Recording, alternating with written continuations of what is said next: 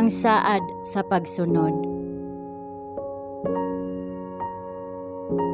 Exodo Kapitulo 24, versikulo 7. Gikuha niya ang basahon sa tugon, ug gibasa niya sa igdulungog sa katawhan, ug sila miingon, buhaton namo ang tanang mga butang nga giingon ni Jehova, ug magamatinumanon kami. Ang pakigsaad nga gihimo sa Dios uban sa iyang katawhan didto sa Sinai, mao ang atong dalangpanan ug depensa.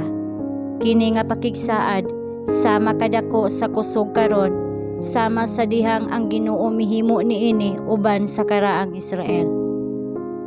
Kini ang panaad nga himuon sa katawhan sa Dios niining katapusang mga adlaw. Ang ilang pagdawat sa Dios nagdepende sa usa ka matinud-anon nga katumanan sa mga kondisyon sa ilang kasabutan uban kaniya. Ang Dios naglakip sa iyang pakigsaad sa tanan nga mosunod kaniya, ngadto sa tanan nga mobuhat sa kaangayan ug paghukom, nga magpugong sa ilang kamot sa pagbuhat sa bisan unsa nga daotan. Ang saad mao, ngadto kanila ihatag ko sa sulod sa akong balay ug sa sulod sa akong mga kuta ang usa ka handumanan ug ang usa ka ngalan nga labi pang maayo kaysa mga anak nga lalaki ug sa mga anak nga babayi. Akong hatagan sila og usa ka ngalan nga walay katapusan, nga dili pagwagtangon.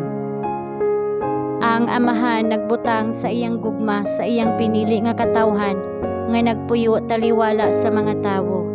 Kini mao ang mga tawo nga gitubos ni Kristo, pinaagi sa bilis sa iyang kaugalingong dugo, ug tungod kay sila misanong sa pagdani ni Kristo, pinaagi sa labaw nga kaluoy sa Dios, sila gipili aron maluwas ingon nga iyang masinugtanon nga mga anak.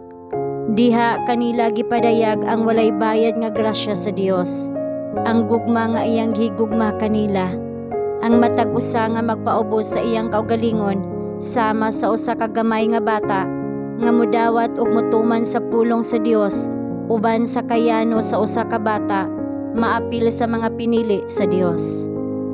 Aron mahimo natong kaugalingon ang grasya sa Dios, kinahanglan natong buhaton ang atong bahin.